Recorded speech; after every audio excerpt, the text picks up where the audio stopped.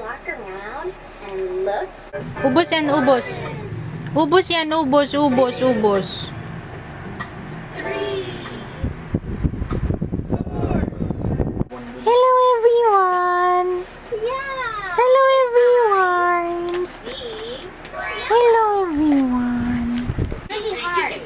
Because of the Tyrannosaurus Rex, Triceratops, both can fight. Let's keep walking. Good morning! Today tayo ay may work na. Thank you, Lord.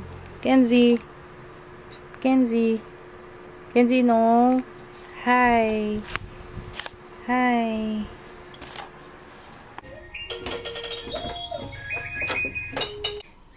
May natirang dede si baby. Iaakit ko, papaubos ko sa kanya. So, titimpla muna ako ng coffee.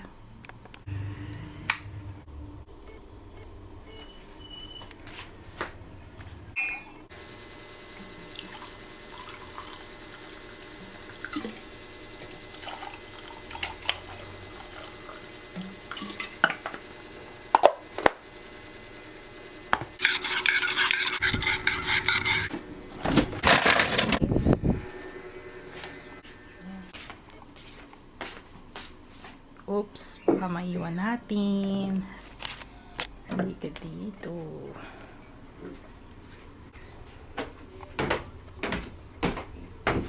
It's party time. And see, what is this? Wow! Yay! Yeah, yeah. Join!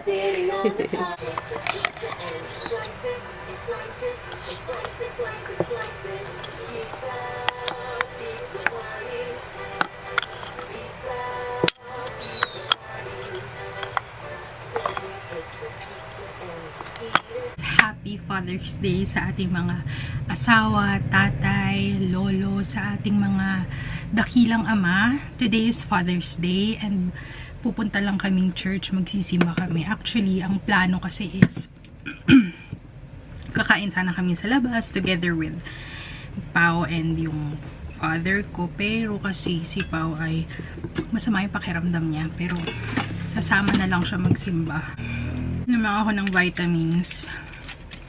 Ang tinitake kong vitamins, mga mommies, is yung Obimin Plus. Ito yung tinitake ko nung pregnant. And pwede siya sa postpartum kasi nagpapa-breastfeed pa rin ako. So, ito yung best vitamins safe for breastfeeding. Obimin and stress tabs. So, hindi siya pwede pagsabayin i-take. So, ito mamaya na pag-uwi.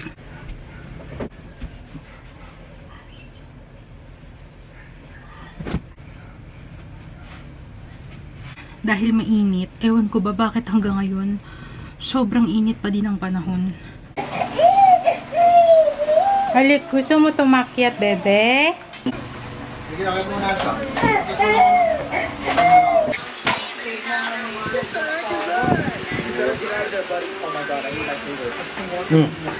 Okay.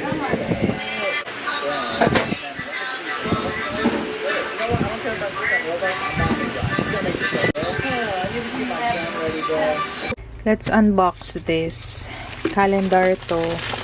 Akala ko nga malaki kasi may ganito na kami dati. Ang hirap kasing mag-plan kapag may mga reminder. Bawa, since back to school na si Prime, kailangan alam namin ang mga schedule, kung ano-anong ganap. So, bumili ako ng calendar planner, wall planner siya, parang ganun. Akala ko malaki, maliit lang pala. May free pen na. So, ito lang yun. Monthly planner.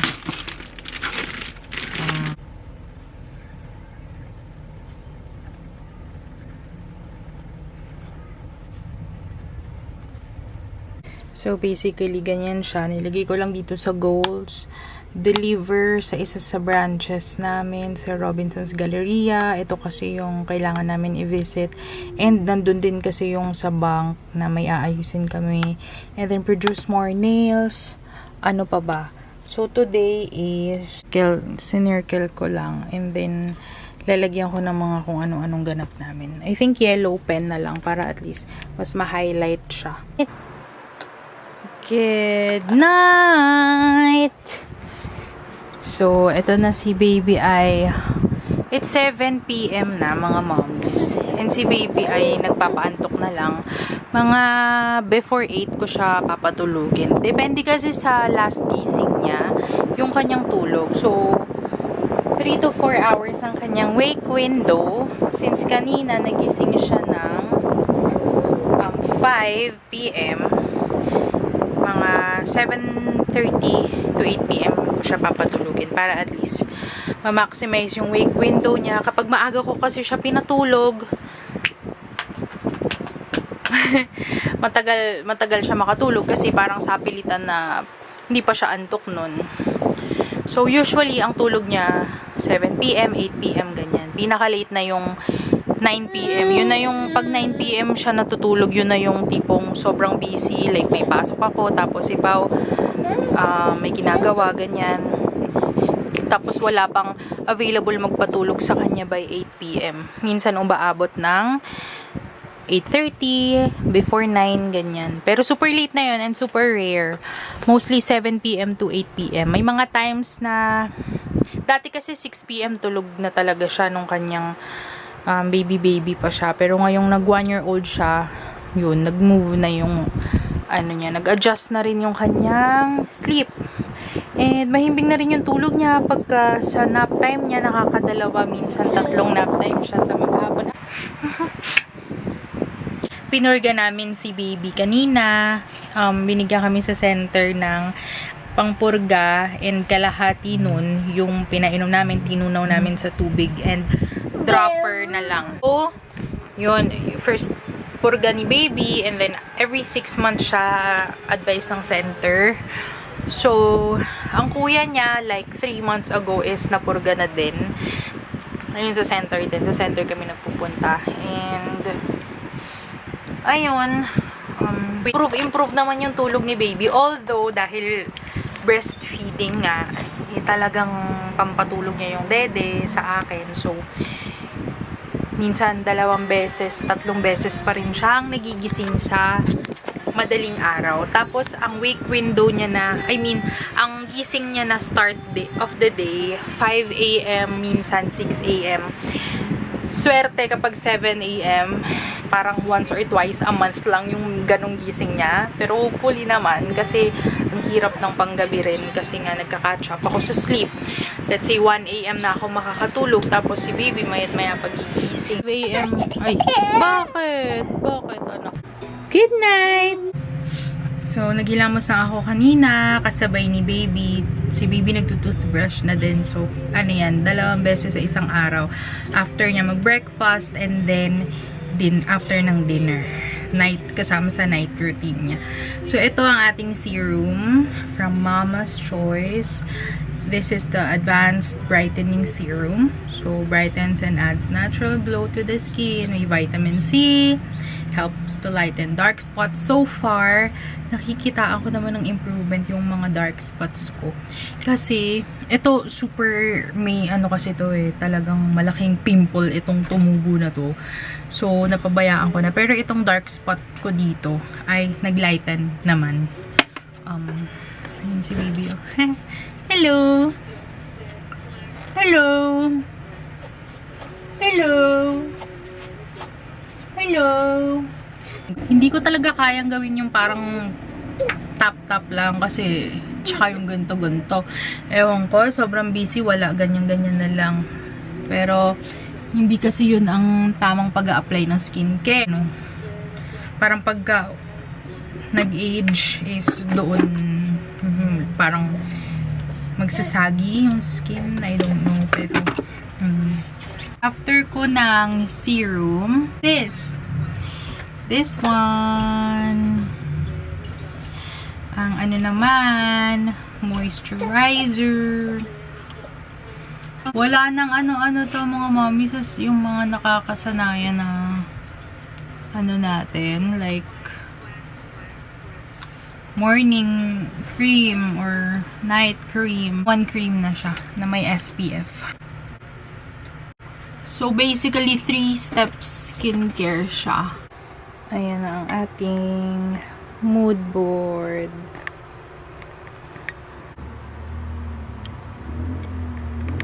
Ito yung bago kong hobby, mga mommies. Photography. Ito ay yung Fujifilm na camera namin. Family camera siya. And inaaral ko pa, actually. Hindi ko pa to nagagamit pang vlog kasi hindi ko pa masyadong nagagamay. So far, ayan, pang picture-picture lang. Minsan si Kenzie, si Prime, pinipicturan ko. Ayan,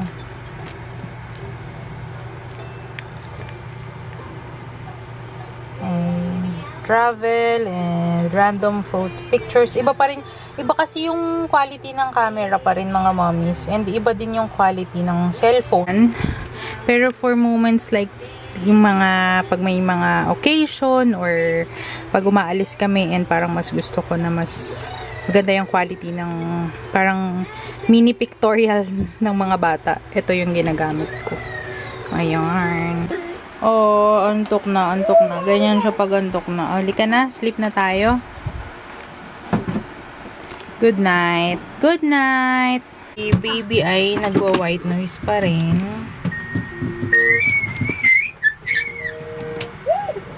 Ayan.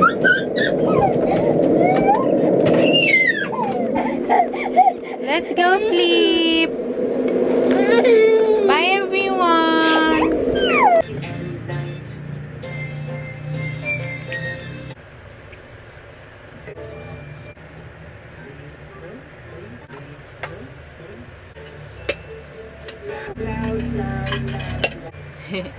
Hello! Lulutuan natin si Kenzie ng fish.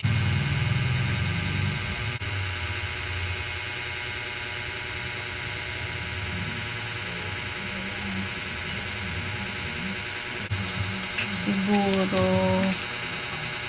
2 bawang, okay na yun.